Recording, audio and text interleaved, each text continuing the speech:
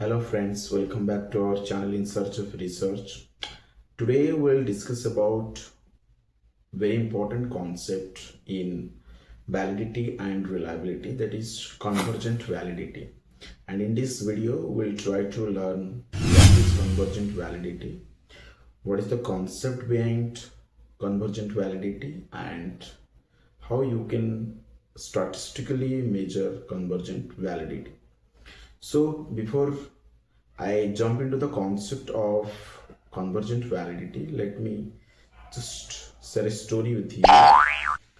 So imagine you want to buy a smartwatch and you have selected few brands, but you cannot trust these brands blindly, and for that we need to collect information, or you want to, let's say, validate this brand with your peers or friends.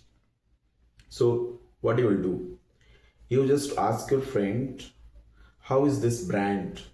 Let's say this is brand X, and you just ask your friend that how is the brand X.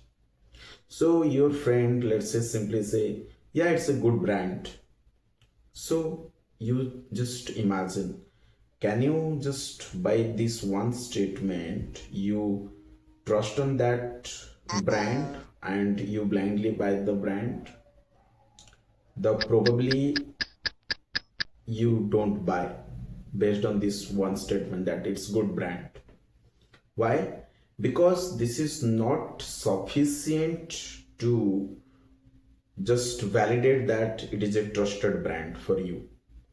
So imagine in other way, if your friend just say that yeah, it's a very good brand, the review is good in Amazon or in Flipkart, and I have already used this brand and the performance is fantastic. So here you will trust that brand. Probably not 100% you trust that brand, but with these 4-5 statement you can assure yourself that maybe it's a trusted brand.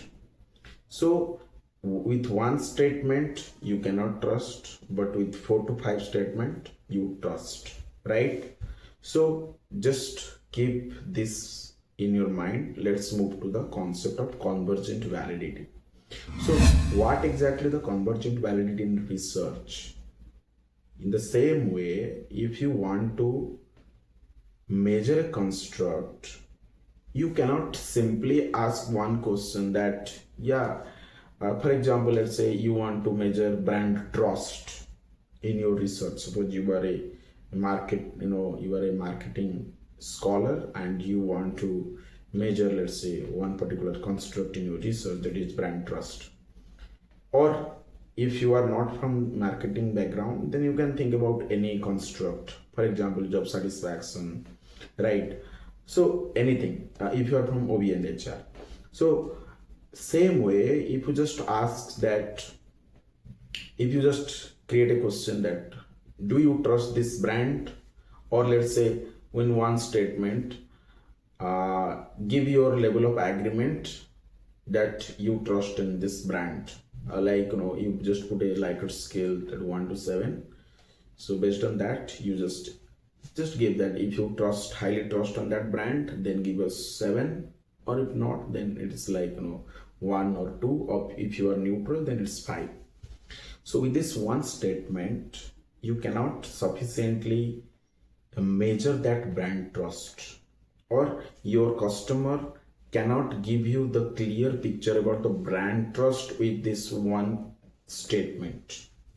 So what you do for that, you need to formulate at least 4 to 5 questions so that it cover all the aspects of the brand trust or all the aspects of job satisfaction, so that you can sufficiently measure brand trust, or you can sufficiently extract the perception of your respondent. Or if it is job satisfaction, you can sufficiently extract your means employees perception. So in this way, like previously I said, what if your friend just say you that yeah, yes, it's a good brand, then you cannot trust. Same way, with only one statement we cannot just measure one construct. So that's why you usually formulate 3 to 4 questions, or if you go through any research paper, you might have seen that for one construct the researchers usually use 4 to 5 statements, because they wants to measure all aspect of that construct. And in this way you can also means derive the full picture of your construct from the respondents. Maybe your respondent, maybe your employee, or maybe the customer, or maybe anyone. So to just know whether all these items or the questions you use to measure that construct is correlated or not, we use convergent validity. So that is the concept of convergent validity, just to know whether the items you are using, 4 to 5 items, are measuring the different aspect of that construct or not. Or different aspect means that is not means outside of your meaning of the construct, right? Within the meaning of construct, these 4 to 5 items are measuring your intent of the construct or not, that you need to check.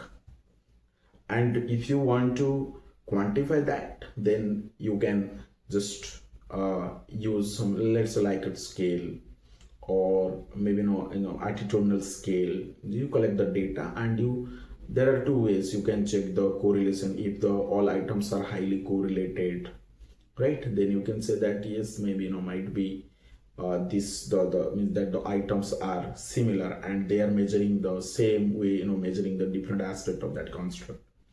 Or the another tool is also available, that is called AVE, average variance extracted.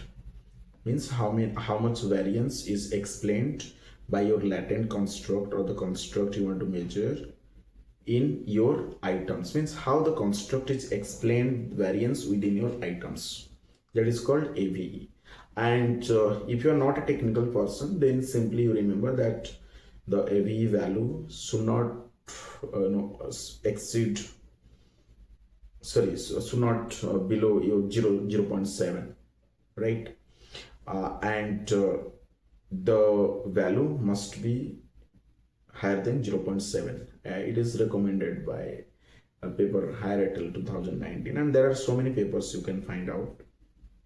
So this is the concept of convergent validity. And if you are doing multivariate research, then, or let's say you want to do structural equation modeling and all, then you must report this convergent validity in your validity section of your research paper.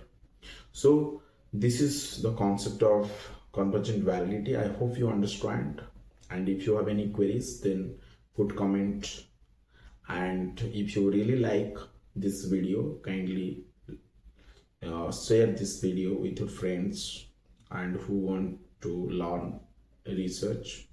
And if you are new to this video or new to this channel, kindly subscribe it. Thank you so much.